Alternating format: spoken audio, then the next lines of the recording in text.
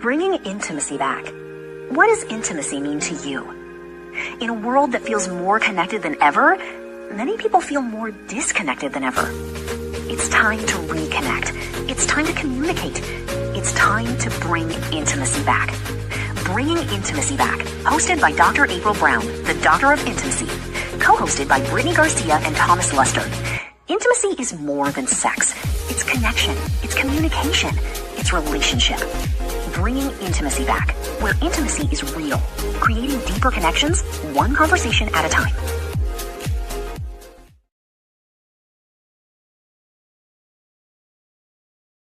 Where intimacy is real.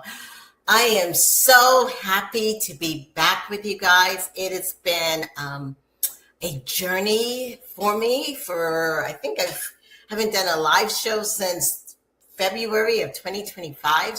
And I really, truly miss you guys. Thank you guys for chiming back in. I will, as time goes on throughout the podcast, tell you all the exciting things that have happened to me. But I really, one of the things I've been thinking of so much lately is this emotional intimacy part, because that's about connection. And especially in the world today with so much going on, I see it missing. And I don't know if you see it or you feel it, but it's been missing. And as you guys know, and many of you may or may not know, I'm a therapist. And I work with a lot of couples and a lot of individuals and stuff. And the struggle is lately is that emotional intimacy. So I'm so excited as I come back and start doing this show live again. We are going to take emotional intimacy and we are going to break it down piece by piece by piece. So, of course, with Bringing Intimacy Back, if you don't know, it's a nonprofit, just to let you guys know that. And we always try to highlight a nonprofit. And the nonprofit that we're going to highlight this month is the Trevor Project. It's a great project because it helps those individuals, LGBTQ, who are struggling or who have questions and stuff. The Trevor Project is really great about that. Okay, so please check it out. You see on the screen, it has the link where you can go and see. The other thing that I just wanted to let you guys know, since I've been off from the BIB show, but I have been actually thinking about this whole intimacy thing and this emotional intimacy aspect. I also came up and wrote a book about it because it's something that we really, really, really need to get back into. So if you're like, I'm listening to the podcast, but I really would like some more information about how to improve intimacy, I have a great little book out there called Open Hearts and Strong Bonds. Check it out, and it's available on Amazon. Okay, so for this new part of Bringing Intimacy Back, I wanted to diversify it a little bit. As you guys may or may not know, if you're listening on your podcast, that I am a female, and I'm a Black female, probably I am in my 50s. So on this new series that we're coming up about, I wanted to diversify it and have voices of every generation, but a voice from a male, a voice from a female. So I have two brand new co-hosts, which I am so, so excited to tell you guys about. My first co-host is Tommy Luster, and Tommy, a little bit younger than I am, and the name, he's a male, but Tommy is a great guy. He's actually the founder of a new counseling program called Striving Higher Ministries and Striving Higher Counseling.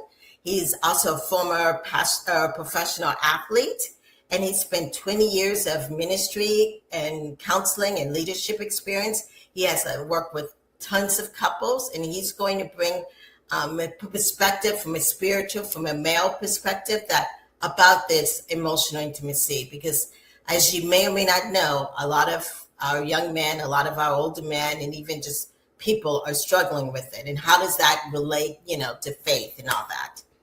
Then I also have a wonderful, cheerful, bright little soul named Brittani Garcia, who is bilingual. So she's also bringing a little cultural piece. And she is the founder of Bay and Bloom Psychotherapy.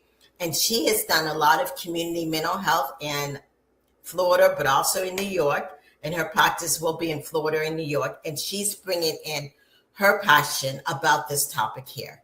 So when we go for a break and we come back, you're going to meet these two individuals, and we're going to go deep down into emotional intimacy.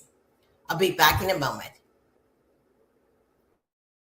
Are you seeking to deepen your intimate relationships and build stronger, more meaningful bonds? Introducing Improving Intimacy, Open Hearts. Strong Bonds by Dr. April Brown. This groundbreaking guide offers practical insights and strategies to transform your connections. Discover how to enhance communication, build unwavering trust, and reignite passion. Dr. Brown's expert advice empowers you to create a truly fulfilling and lasting connection. Don't wait. Get your copy today and start your journey to a more connected and joyful life.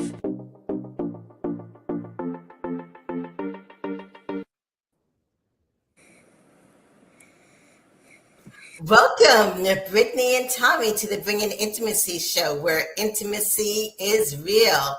How are you guys doing? Doing good. How are you? Doing well today. Good.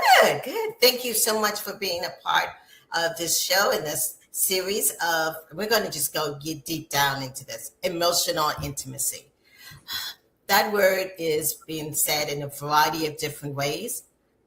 And I know I've given my opinion, and if you listen back to previous shows, but I'm curious from you guys, especially starting with you, Tommy, when we hear about emotional intimacy, what does that mean? What's your definition? Well, we can keep it at surface level or go as deep as possible with the topic of emotional intimacy, right? Because I think, especially talking about men, I think physical intimacy, we kind of know a little bit about that, right? And I'm sure when men heard physical, they probably also heard sex in that process right there. And so they're probably tuning in. But if you ask people, and I'm sure that we all can agree, we ask 10 different people about emotional intimacy, you're probably going to get 10 different answers. So when I think about it, and as I think about it through my own life, I think about it as a therapist helping, as well as a pastor in church, the whole concept of it. And I think about it. I think about the ability to be fully known and still feel safe in that process. It's allowing another person to access our fears, disappointments, hopes, insecurities, struggles, and even our dreams without feeling like we have to hide or perform or even protect ourselves. Right. It's that intimate you see. You know what I'm saying? Yeah. Being, like you said, vulnerable. Very much. Yeah. Brittany, from your perspective, what do you see? And I know, how can I put it? You're in a different generation than I am. Yeah, so I'm always curious. Yeah. I think that emotional intimacy, we've kind of broached upon the topics already, is just feeling that connection, being understood, feeling accepted. And I think the biggest concept when it comes to emotional intimacy is safety. And it's not just safety, okay, I'm sitting in a room and there's no immediate threat here, but it's that emotional safety and what emotional safety looks like for people. And it's being able to be our authentic self throughout our conversations and not have that fear of a consequence or a reaction from somebody that might get us into that headspace where, oh, I don't want to open up about this anymore because when I did, I got a really intense reaction from another person. So having that safety aspect when it comes to emotional intimacy, at least for me, is very, very crucial. Yeah, it's that, like you put that safe part. Yeah. How do I keep myself safe? Or how do I express myself and still feel safe? Absolutely. Yeah. With emotional intimacy in relationships, how does that even get created? Yeah, that's a good topic. I think there's a couple ways for it to get started. If I can approach it a little bit from a little bit of a biblical perspective, I get this idea, and it's shaped through a book called The Gift of Being Yourself by David Benner. In Benner's book, he argues that to know God is to know yourself, and to know yourself is to know God. And while this book is not on marriage or even emotional intimacy at all, the principle, though, is powerful. Because before we can honestly stand before God, we must become aware of what is happening within us. Therefore, I believe emotional intimacy works much the same. So before we can deeply connect with another person, we have to become aware of our own emotional world. You know, many people want emotion or emotional intimacy with their spouse, but they never learn how to identify, understand, accept, or even regulate their own emotions.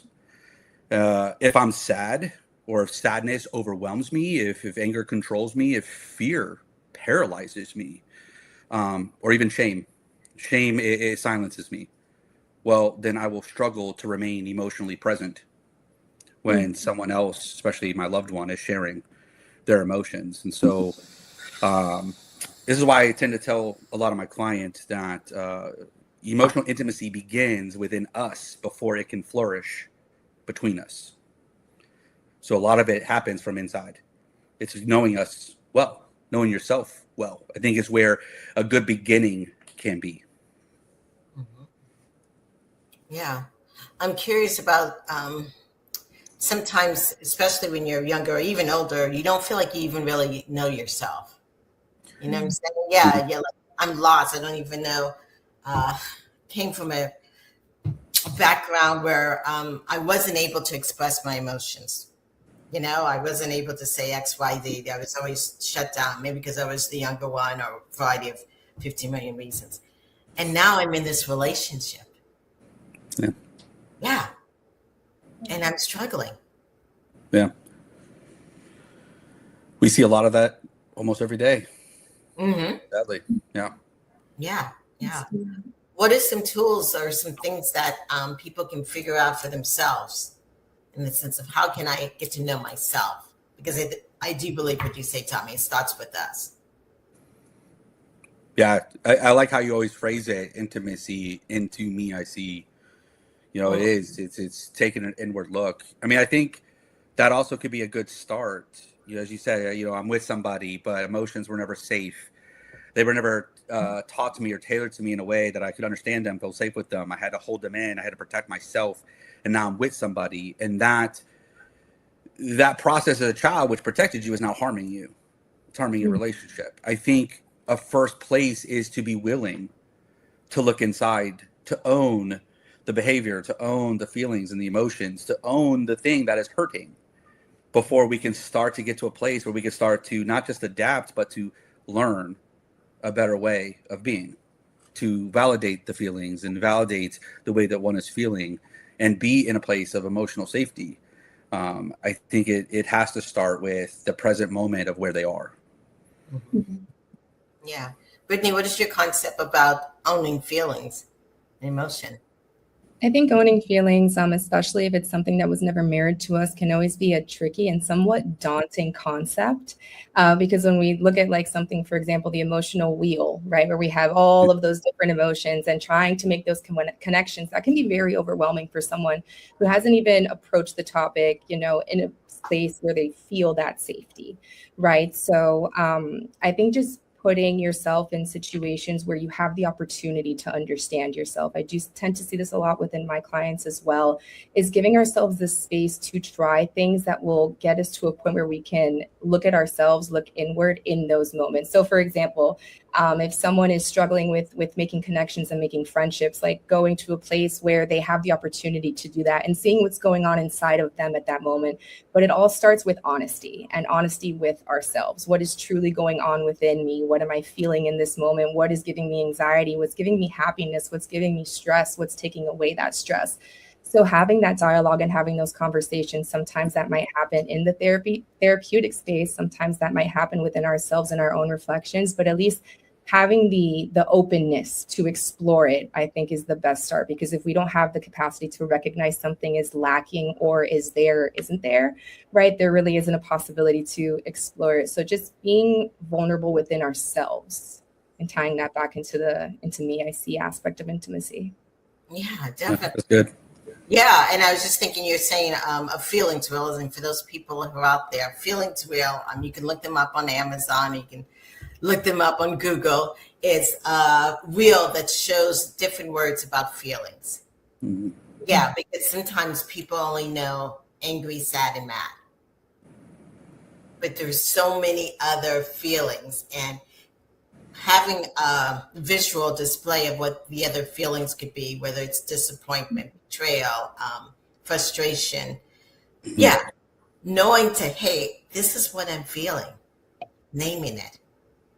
Yeah. But then once we name it, what do we do with that? Yeah, that's also a good question too. The aspect of the feelings, especially the feelings wheel, if anybody does look that up and you look at it, the way that I tend to approach it is the center is small. And those words, like you said, angry, sad, happy, frustrated, those are like low-lying fruit for us. It's so easy to be within those, right?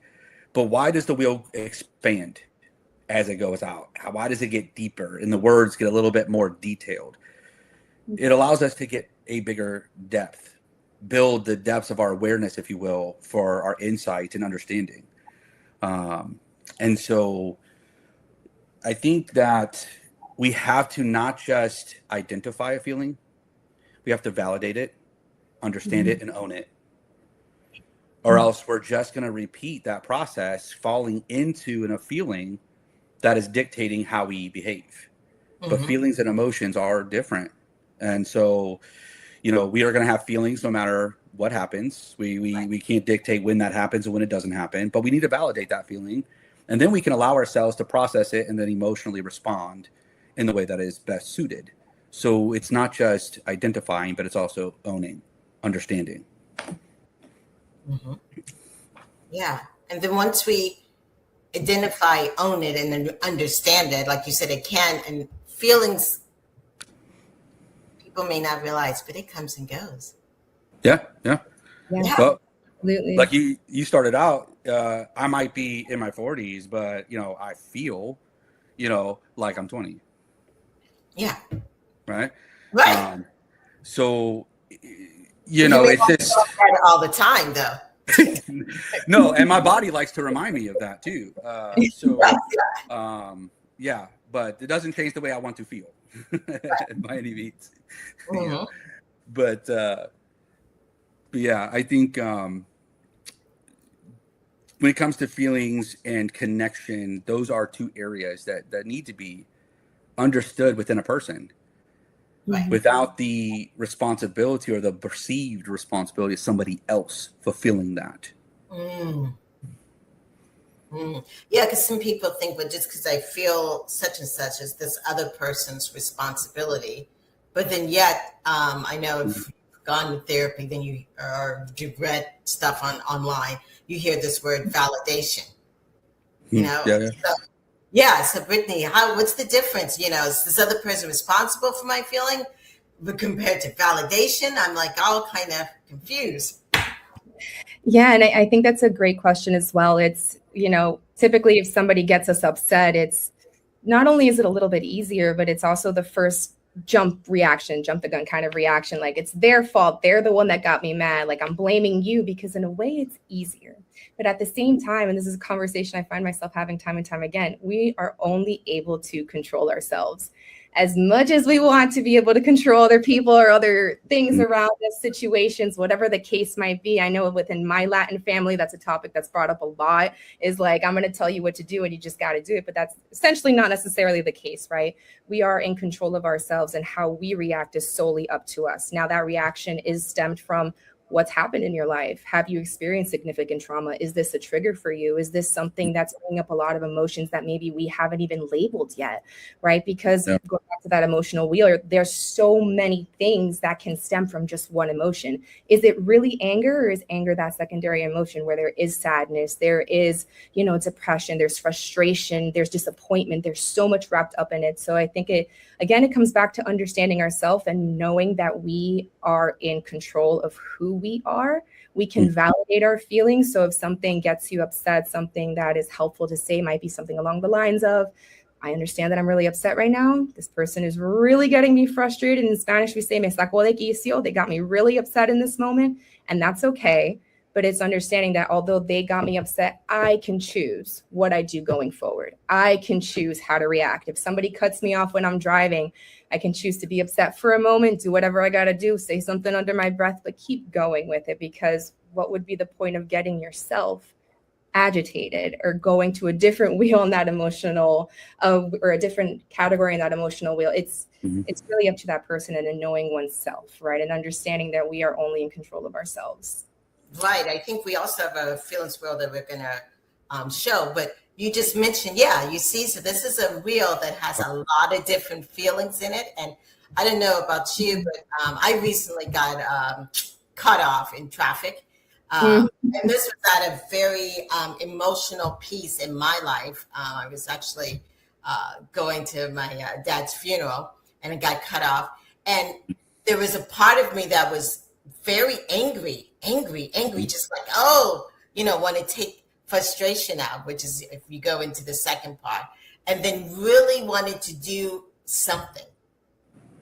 But it's being able to know yourself. It's okay, April's angry. It's okay, she's frustrated. Okay, I'm getting upset. Yeah. But then what is that behavior next? Yeah. Yeah, luckily I had priest following me, so I was like, I gotta be good. There you go.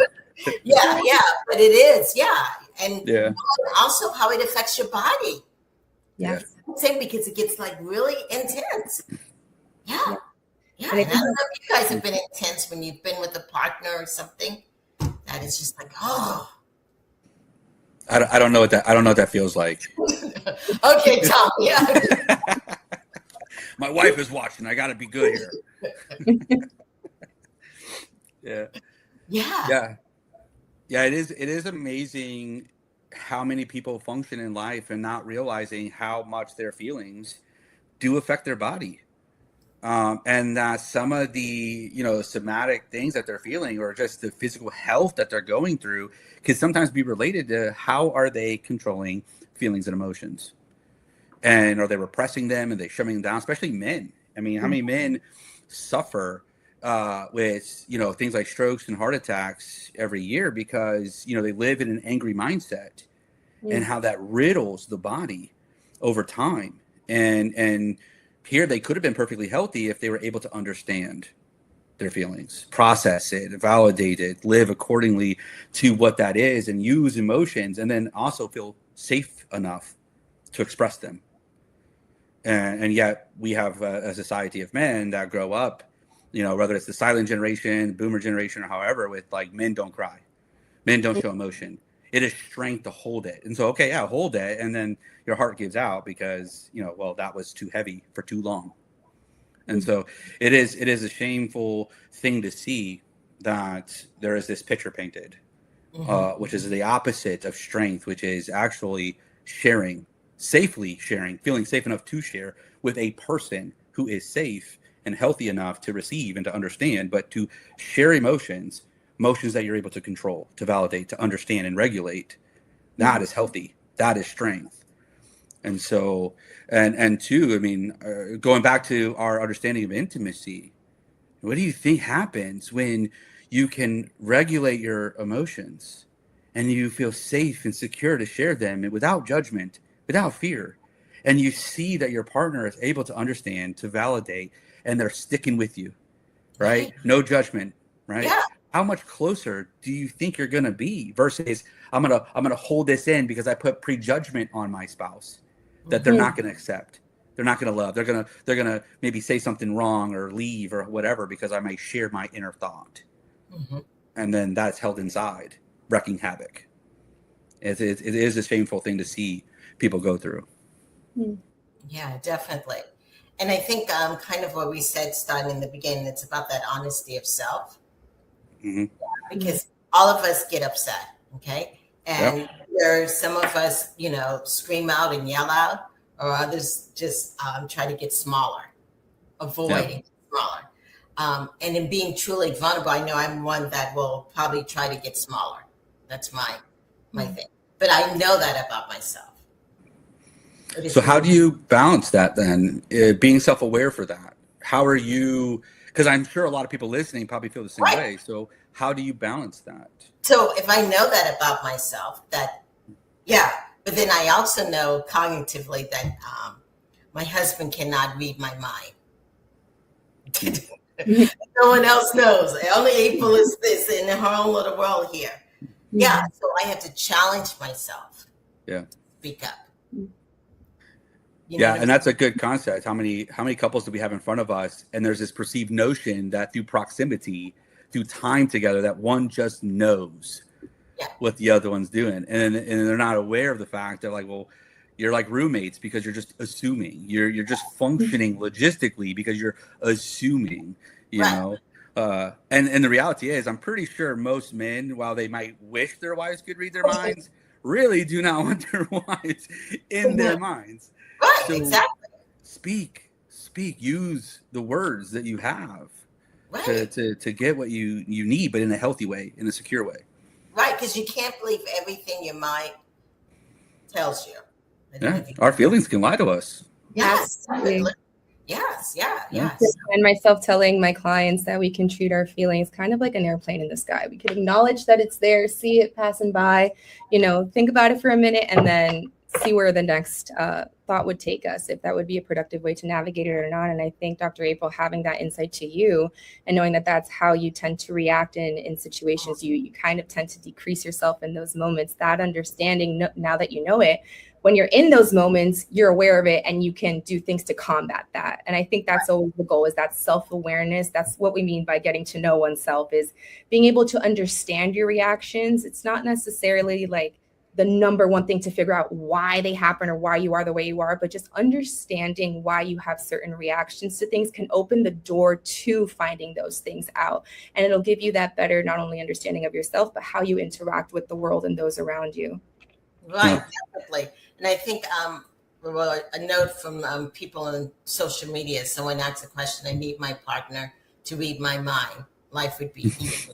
So when you don't know, and you are just trying to figure out in your mind, one good thing is to start to even journal it out. Yeah. Or voice it out.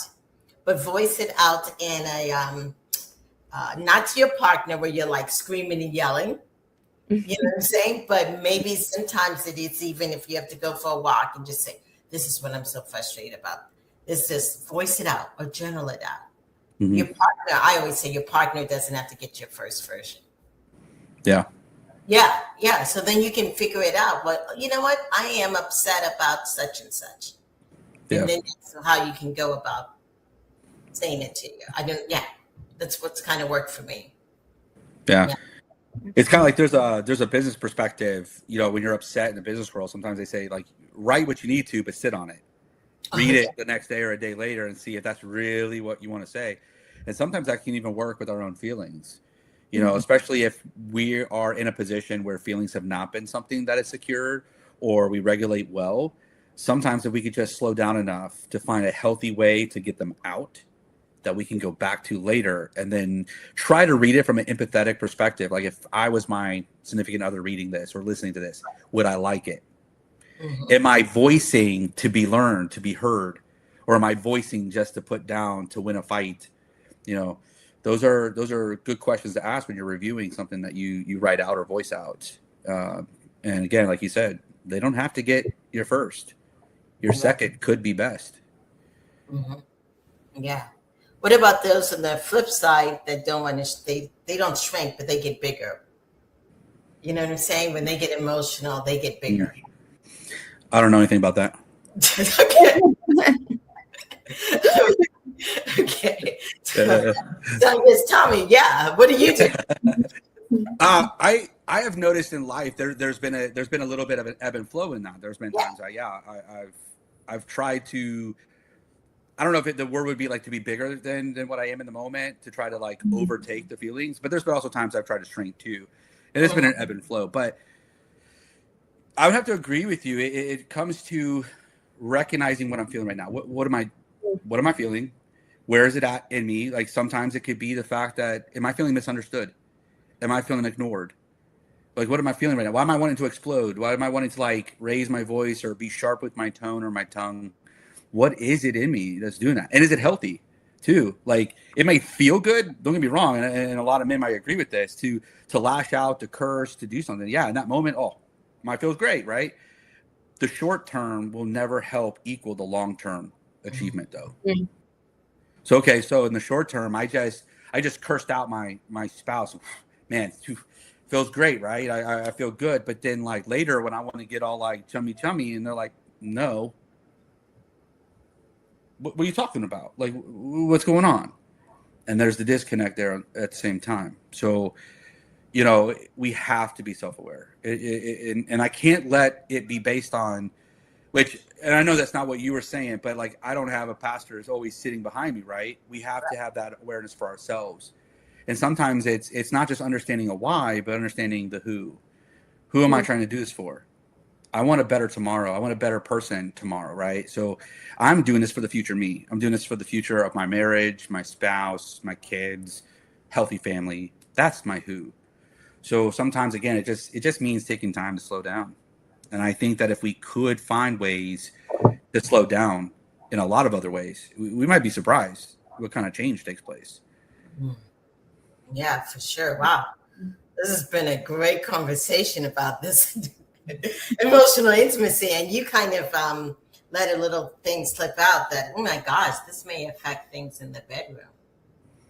If people get upset and frustrated and avoid or just become big or small. Oh, yeah. But guess what? We're out of time, guys, and maybe that's something we are going to talk about the next time. Womp womp. Sounds good. Yeah, out of time. Yeah, that's good. So, any lasting tips for those individuals listening today in the sense of emotional intimacy? I'll let you go, Brittany.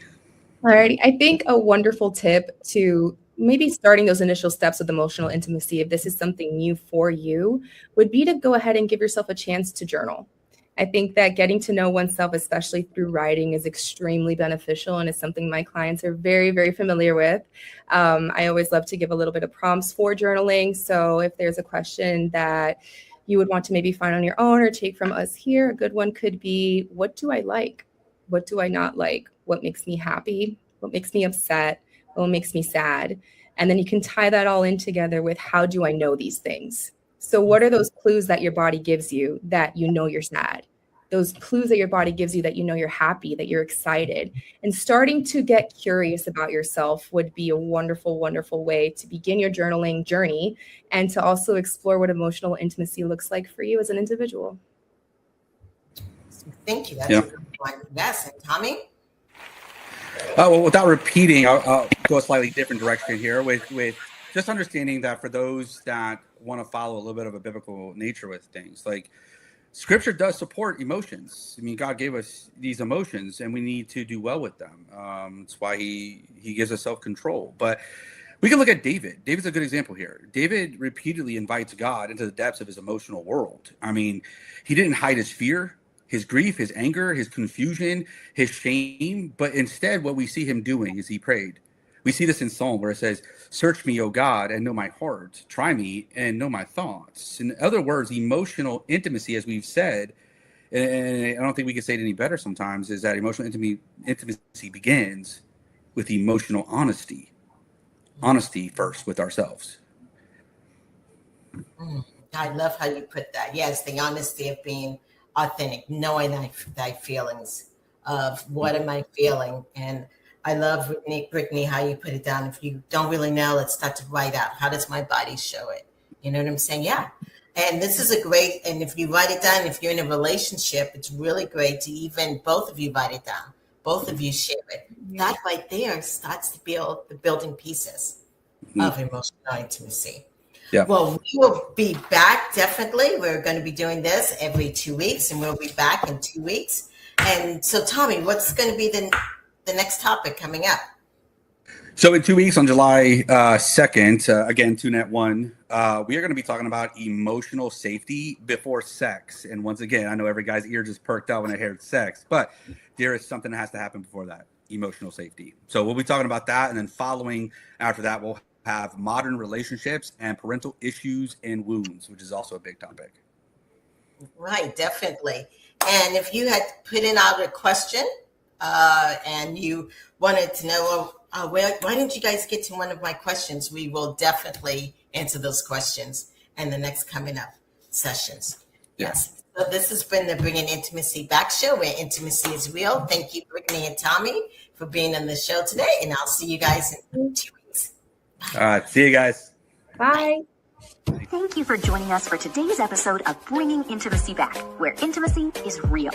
To continue the conversation, visit us at bringingintimacyback.com and connect with us on Facebook, LinkedIn, Instagram, X, YouTube, and your favorite podcast platforms. Looking to deepen your relationships even further? Check out Dr. April Brown's Improving Intimacy book series, now available on Amazon and Kindle, including the newest edition, Open Hearts, Strong Bonds. Be sure to join us again next Thursday at 1 p.m. Eastern Standard Time for another meaningful conversation about relationships, connection, communication, and intimacy. And don't forget to follow, subscribe, share, and leave a review to help us bring intimacy back to even more people. Until next time, keep building deeper connections, one conversation at a time.